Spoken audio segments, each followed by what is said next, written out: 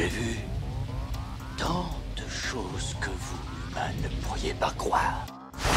Salut à toutes et à tous et bienvenue, je suis Olivier Mendes et vous écoutez Sauce Fiction, le podcast qui dévore la science-fiction à toutes les sauces. Ici, on plonge ensemble dans la littérature, le cinéma, les séries et bien plus encore pour découvrir comment la science-fiction et le monde fantastique façonnent notre monde et inspirent notre avenir. La SF n'est pas seulement un genre, c'est un miroir de nos aspirations, de nos peurs et de nos innovations. Voyage dans le temps, technologie futuriste, space opéra, post-apocalyptique. Si vous êtes un fan de fiction, vous êtes au bon endroit, accrochez-vous car nous allons explorer ensemble les frontières de l'imaginaire. Salut les fans de fiction, ou plutôt les fans de fantasy aujourd'hui, et bienvenue à notre nouvel épisode de notre podcast dédié à la SF. Aujourd'hui, nous allons plonger dans un monde d'aventures épiques, de créatures fantastiques et de liens indéfectibles. Nous parlons d'un chef-d'œuvre incontesté qui a marqué des générations de lecteurs et continuera d'inspirer des adaptations cinématographiques à succès. Vous l'avez deviné, nous allons explorer l'univers du Seigneur des Anneaux de Tolkien. Qu'est-ce que vous faites? Des tomates, des saucisses et du bacon bien grillé. On vous en a gardé, monsieur Frodon. Éteignez ce feu sombre crétin! Alors on va parler du livre à travers le prisme de l'amitié et de la trahison et pas forcément de l'histoire que tout le monde connaît presque, on va dire, parce que bien plus qu'une épopée fantastique, Le Seigneur des Anneaux est une ode à la fraternité et à travers les aventures de ces personnages, Tolkien a mis en lumière la puissance salvatrice de l'amitié et de la loyauté. Parce que, si vous ne l'aviez pas compris, ce qui a finalement vaincu Sauron et l'anneau, ce n'est pas la force brute, ou la magie, ou les flèches elfiques, mais ce sont les liens profonds entre tous les compagnons qui sillonnent le récit. Qu'est-ce qui se passe là-bas? Dois-je tout vous décrire? Ou vous trouvez un marchepied? Le plus formidable exemple, et le plus poignant à mon sens, et pour beaucoup d'autres, est celui de Frodon et Sam, dont l'amitié inébranlable permet à Frodon de résister à la tentation corruptrice de l'anneau jusqu'au terme de sa mission.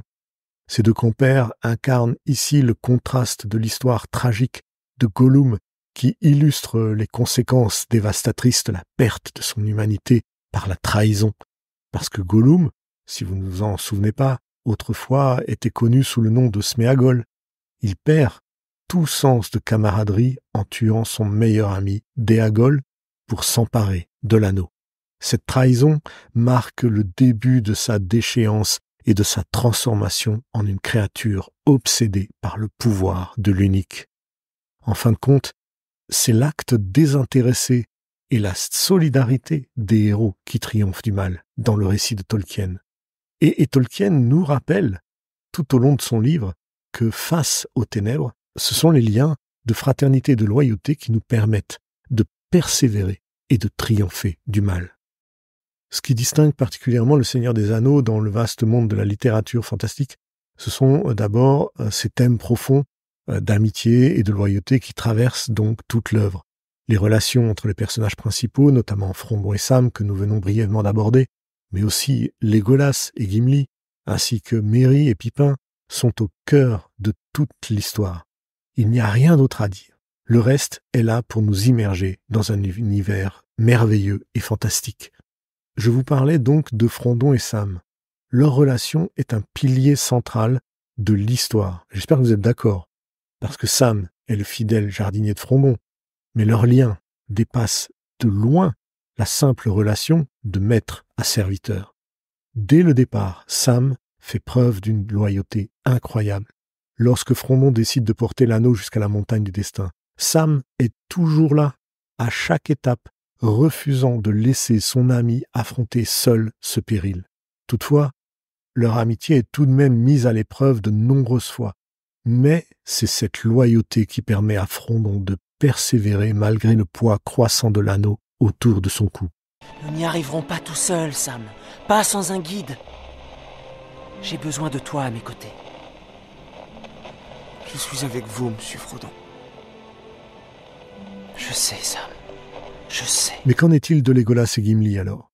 Leur amitié, elle est tout aussi fascinante car elle commence par une méfiance mutuelle, typique des relations entre elfes et nains qui se détestent Cependant, au fil de leur aventure, ils développent un respect mutuel qui se transforme en une camaraderie sincère, et cette amitié va transcender toutes sortes de préjugés raciaux et nous montrer que les liens les plus forts peuvent naître des circonstances les plus improbables. Enfin, nous avons aussi Merry et Pipin, dont la relation fraternelle apporte une touche de légèreté et de courage à l'histoire. Bien qu'ils commencent leur aventure de manière quelque peu insouciante, leur chemin de vie personnel et leur dévouement l'un envers l'autre deviennent évidents au fur et à mesure que l'histoire progresse.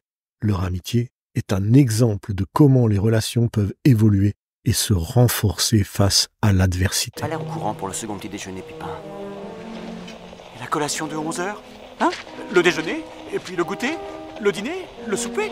Il est au courant pour ça, pas vrai? Ces amitiés influencent donc profondément les décisions et les trajectoires de tous les personnages. Par exemple, la détermination de Sam à rester à côté de Frondon, même dans les moments les plus sombres, est cruciale pour la réussite de leur mission. Sans Sam, Frondon aurait probablement succombé au pouvoir corrupteur de l'anneau bien avant d'atteindre son but. Sam représente donc la force morale et le soutien indispensable dans les moments de désespoir que nous avons tous besoin d'avoir dans les moments les plus difficiles de la vie. De même, l'alliance entre Legolas et Gimli devient une force stratégique majeure dans la bataille de la Terre du Milieu. Leur coopération et leur respect mutuel symbolisent ici l'unité nécessaire pour vaincre des forces maléfiques beaucoup plus puissantes qu'eux. Leur amitié va prouver que la collaboration entre des individus différents peut mener à de grandes victoires. Merry et Pipin, quant à eux, montrent que même les plus petits et les plus apparemment insignifiants personnages peuvent jouer un rôle crucial dans le déroulement de très grands événements. Leur courage et leur ingéniosité contribuent de manière significative à la défaite de Sauron et leur évolution de jeunes hobbits insouciants, casse-cou et voleurs vers celle de jeunes héros déterminés va illustrer le potentiel caché qu'il y a en chacun de nous. Parce que oui, Tolkien, par la diversité de ses personnages, a voulu que chacun puisse s'identifier à l'un d'eux. Que nous soyons petits ou grands, de toute origine, riches ou pauvres, chacun de nous peut trouver un reflet de soi dans les héros de la Terre du Milieu et grandir intérieurement avec eux. Bon, oui, je sais que Le Seigneur des Anneaux de Tolkien a bien sûr été sujet à diverses polémiques au fil des années. Certains critiques y ont vu des reflets de colonialisme, de racisme ou de conservatisme en interprétant les caractéristiques et les conflits de race de la Terre du Milieu comme des allégories, des tensions et des préjugés de l'époque de Tolkien. Cependant, il est quand même essentiel de rappeler que voir le reflet d'une époque à travers un récit est totalement normal. Cela ne signifie pas nécessairement que c'était l'intention de l'auteur de le transcrire, mais juste que c'était son environnement de travail. En réalité, Tolkien a maintes fois affirmé que son œuvre n'était pas une allégorie, mais une histoire autonome. Ce qui transparaît avec beaucoup plus de clarté, c'est le message universel de l'amitié et de la loyauté. Et à mon sens, il n'y a rien d'autre. Les liens entre les personnages transcendent les différentes races, cultures et statuts dans le récit, et c'est ça le véritable message. L'amitié est le véritable moteur de l'histoire de Tolkien, permettant à tous les protagonistes de surmonter les plus grands défis et de triompher des forces du mal, finalement. En fin de compte, c'est ce lien d'amitié et de solidarité qui constitue le cœur de l'œuvre de Tolkien. Un message intemporel qui résonne encore aujourd'hui, bien au-delà de toute polémique, et c'est aussi pour ça que le récit continue de nous passionner.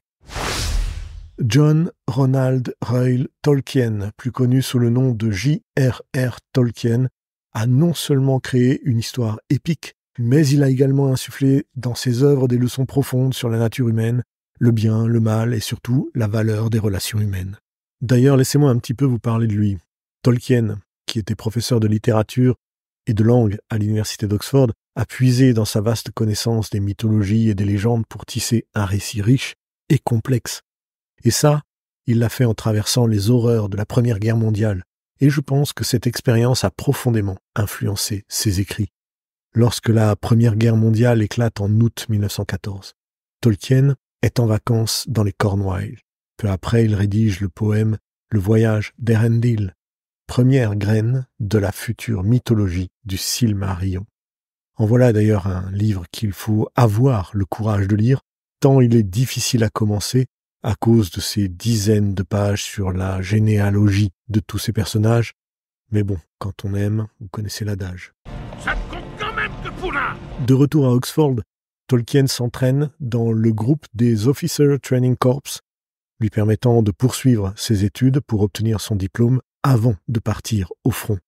En décembre, Tolkien et ses amis Gilson, Smith et Wiseman se réunissent une dernière fois à Londres. Malgré l'ombre de la guerre, ils croient fermement en leur potentiel artistique, convaincus que leur groupe, le TCBS, peut changer le monde avec leurs histoires. Cette rencontre va renforcer la vocation poétique de Tolkien, qui en 1915 rédige de nombreux poèmes et réussit brillamment ses examens à Oxford. Il devient alors sous-lieutenant dans le régiment des fusiliers du Lancashire et s'entraîne avec le 13e bataillon de réserve pendant 11 mois. Durant cette période, il écrit à Edith, sa future épouse, sur la rareté des gentlemen parmi les officiers. Sachant son départ pour le front imminent, il épouse Edith le 22 mars 1916, il est transféré dans le 11e bataillon de service et arrive en France le 4 juin 1916. Il décrit cette séparation avec sa femme comme une véritable épreuve de la vie. Et là, après tout ce que je viens d'énumérer, je peux vous dire que l'on commence à voir les prémices des événements qui ont constitué la colonne vertébrale du Seigneur des Anneaux, car Tolkien, qui sert comme officier de transmission pendant la bataille de la Somme et participe à la bataille de la Crête de Thiepval, va être victime de la fièvre des tranchées. Rapidement renvoyé en Angleterre le 8 novembre 1916, et après avoir appris que ses amis Gilson et Smith n'aient pas survécu au combat, Tolkien passe le reste de la guerre entre hôpitaux et postes arrière, étant jugé inapte au service général, et pendant sa convalescence, il commence alors à rédiger La chute de Gondolin, premier des contes perdus, marquant le début de son immense contribution à la littérature fantastique. Sans ce cheminement, nous n'aurions peut-être jamais pu lire cette fabuleuse histoire de la communauté de l'anneau. C'est tout de même un défi que beaucoup d'auteurs ont eu du mal à retranscrire, cette idée que la lumière et la force des relations humaines peut vaincre face aux défis que dressent les ténèbres devant nous. Dans un monde rempli de dangers, c'est en fait à travers les liens de confiance et de camaraderie que le triomphe trouve finalement sa route. Cette histoire démontre que la véritable force ne réside pas dans la puissance physique ou dans la richesse, mais dans la capacité à se sacrifier pour les autres. Sam en est le parfait exemple. Bien qu'il soit le personnage le plus humble, il se montre parmi les plus courageux et les plus déterminés. Il affronte par exemple l'araignée géante Shelob, seul pour sauver Frodon. Il escalade la tour de Cirith Ungol pour récupérer le corps de son ami et se prive de nourriture pour que Frodon puisse tenir jusqu'à la montagne du destin. Sa loyauté inébranlable prouve que même les individus les plus modestes peuvent accomplir des exploits extraordinaires. Le livre nous enseigne tout ça. Il nous enseigne que l'unité dans la diversité est une source d'énergie inépuisable. Les différentes races et cultures de la Terre du Milieu ne peuvent faire autrement que s'unir, finalement, pour vaincre Sauron. Cette leçon est particulièrement pertinente dans notre monde actuel, où la collaboration et la compréhension entre différents groupes est cruciale, surtout pour surmonter des défis au niveau mondial. Ce sont tous ces thèmes, finalement, que l'on retrouve également dans d'autres œuvres qui sont parcourues dans le livre de Tolkien. Quand je vous parle d'autres œuvres, nous avons par exemple L'Étoile et le Fouet de Frank Herbert. Ce roman explore également les thèmes de l'amitié et de la loyauté, mais dans un contexte spatial cette fois-ci. On est de retour dans la SF. L'histoire est basée sur les aventures de deux protagonistes, un agent et une entité non humaine, qui doivent coopérer pour résoudre un mystère interstellaire. Leur relation, basée initialement sur une méfiance mutuelle, se transforme en une alliance solide alors qu'ils affrontent ensemble des dangers insoupçonnés. Comme dans Le Seigneur des Anneaux, c'est leur loyauté et leur dévouement mutuel qui va devenir essentiel à leur survie. Mais on retrouve aussi ce genre de coopération dans Les Enfants d'Icare, d'Arthur C. Clarke, un roman qui, quant à lui, a la particularité de nous offrir une perspective unique sur les relations interpersonnelles. Les personnages principaux doivent faire face à des révélations stupéfiantes sur la nature même de leur civilisation et sur l'avenir de l'humanité. Ici, la loyauté entre les personnages est mise à rude épreuve alors qu'ils naviguent dans un monde où les frontières entre amis et ennemis deviennent totalement floues. Clarke, tout comme Tolkien, montre que ce sont les liens humains et surtout émotionnels qui déterminent la capacité à surmonter des crises existentielles. Dans Le Jardin de la Lune de Steven Erikson, premier roman de la série du Livre des Martyrs, on nous présente également des amitiés complexes et des alliances improbables. L'un des aspects les plus remarquables d'ailleurs est la relation du sergent Whiskey Jack et de son capitaine Paran. Leur amitié est forgée d'abord dans des batailles et dans la trahison, et leur loyauté l'un envers l'autre influence fortement les événements de l'histoire. Erikson, à l'instar de Tolkien, utilise ces relations pour souligner l'importance de la camaraderie et de la fidélité dans un monde de conflits constants. Alors oui, je sais que trop souvent ce thème de camaraderie est traité à travers des histoires qui se déroulent en temps de guerre. C'est le cas des livres que je viens de citer et aussi du Seigneur des Anneaux. Mais il y en a d'autres et justement je veux vous en proposer un qui n'est pas de la SF malheureusement, mais qui est un très bon livre, Les Petites Reines de Clémentine Beauvais, que j'ai apprécié lorsque je l'ai lu. Et oui, il m'arrive de ne pas lire de science-fiction. C'est un roman pour jeunes adultes. Aïe, ne me jetez pas la première pierre, s'il vous plaît. Il y a de très bons romans dans cette catégorie qui peuvent être lus par des adultes, je vous l'assure, et celui-ci en fait partie. Bref, ce récit nous raconte l'histoire de 3 adolescentes qui, après avoir été élues boudin de l'année, rien que ça, sur les réseaux sociaux, décident de faire un road trip à vélo jusqu'à Paris pour assister à la garden party de l'Élysée où elles vont tenter de s'incruster. Tout au long de leur périple, elles développent une amitié forte et solidaire, affrontant ensemble les difficultés et surtout les préjugés. Le livre illustre parfaitement comment l'amitié et la camaraderie peuvent permettre de trouver du courage dans les moments les plus difficiles. Pour en revenir à notre sujet, saviez-vous que Tolkien a commencé à écrire cette saga en 1937, juste après la publication du Hobbit? Il a travaillé sur cette épopée pendant plus de 12 ans, peaufinant chaque détail de son univers pour faire émerger le Seigneur des Anneaux. Une autre anecdote intéressante concerne la relation entre Tolkien et son ami proche C.S. Lewis, et oui, l'auteur des Chroniques de Narnia. Ils ont été une source d'inspiration mutuelle et cela a grandement influencé leurs travaux respectifs.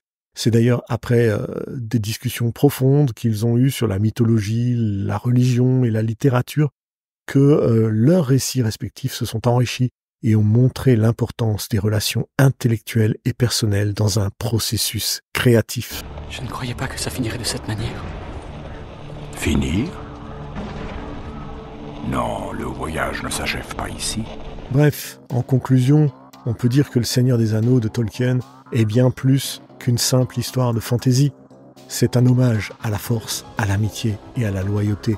Des éléments de relation essentiels qui démontrent que les liens humains sont vitaux pour surmonter les travers de la vie. Alors, chers fans de fiction, je vous laisse avec cette question. Comment les relations que vous entretenez actuellement dans vos vies influencent-elles vos propres quêtes et défis au quotidien? Réfléchissez à ça jusqu'à notre prochain épisode et laissez en commentaire vos réflexions, introspections, si vous avez envie de les partager. Ça me ferait très plaisir de les lire. Merci à tous et à toutes d'avoir écouté cet épisode jusqu'au bout. J'espère que cette plongée dans l'univers du Seigneur des Anneaux vous a captivé et vous a donné envie de le découvrir, de le redécouvrir, de le lire ou de le voir dans sa trilogie de Peter Jackson. Si vous avez aimé cet épisode, n'hésitez pas à vous abonner, à laisser un commentaire et à partager avec vos amis. Rejoignez-moi la semaine prochaine pour une nouvelle aventure dans le monde du fantastique et de la SF. En attendant, continuez à explorer les mondes fantastiques et à réfléchir aux leçons qu'ils nous apportent dans notre quotidien. C'était Olivier, on se retrouve la semaine prochaine pour de nouvelles aventures à travers les mondes fascinants de la SF. À bientôt, les fans de fiction. J'ai vu tant de choses que vous, humains, ne pourriez pas croire.